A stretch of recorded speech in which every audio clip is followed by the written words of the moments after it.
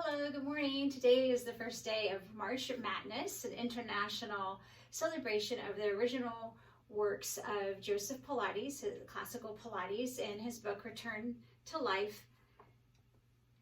So I want to share a little bit with you. Today's first movement is the 100. And the 100 is actually quite difficult. This is what Joseph Pilates says. At first, you probably not be able to carry out instructions as illustrated in the poses. This proves why these exercises and all succeeding ones will benefit you. However, with patience and perseverance, you will eventually succeed in achieving these ideals as posed with accompanying normal health. So, Joseph Pilates actually recommends to begin hundreds with just 20 movements, and he strongly recommends to not do more than 100. Okay, so if you're familiar with hundreds, there is a pumping of the arms, and you're taking 5 count breathing in and 5 count breathing out. All right, so in the original version, Joseph Pilates has you starting with both of your legs out, and then you're inhaling to lift up both of your legs just a little bit. Now, I like to prepare people for doing that just one leg at a time. So lifting both legs up is pretty challenging. And I actually am recovering from a little bit of an injury myself, and to lift up both legs would not be so great on my body, so I'm not even going to demonstrate that. So some other options, especially again if you're having like a back issue or a neck issue, is to keep the head down and maybe tuck in the legs, right? And then you can just work on pumping the arms, breathing in about 5 counts and out about 5 counts.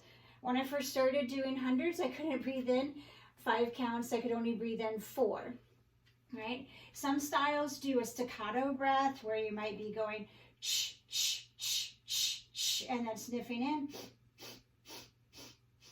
right? Still I'm like 4.5 sometimes. I have a little bit of asthma.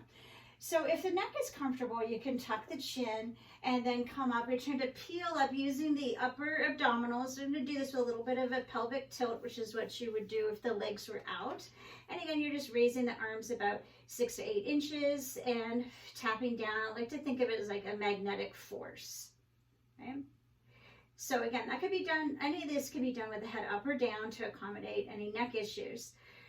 Right, so another layer would be maybe to bring the legs up into tabletop, but you could even start with a half a tabletop if you don't feel ready for a full tabletop. Right, so perhaps a full tabletop. Some people need to tuck the legs in a little. We're going for about 90 degrees. The shins are parallel with the ceiling. The thighs are parallel with the walls. But again, sometimes the thighs need to be drawn in a little bit more to help the back. Right, and then again, it's the same thing. Inhale, gnawing the chin, exhale, coming up, and then inhale, 5 counts, exhale, 5 counts, right? You can explore sending the legs a little further away. Over time, they might go a little further down, right?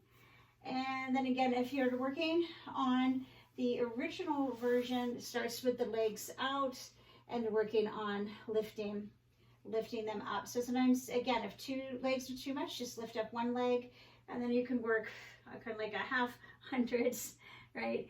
And then doing the other side. You could also think about putting the legs on yoga blocks. So you could stretch them out, have the legs up and supported, working on the hundreds. You could do a Pilates ball, which is interesting because you're trying to not let it bounce as you go back and forth, right? So like if the body's bouncing, then you're trying to work on keeping it still. Good.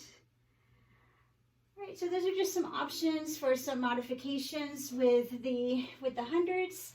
And then later, I am also going to show you a little bit of the connection of yoga with Pilates and this particular type of breathing that you do in the hundreds. All right, so thanks. I'll see you later on today.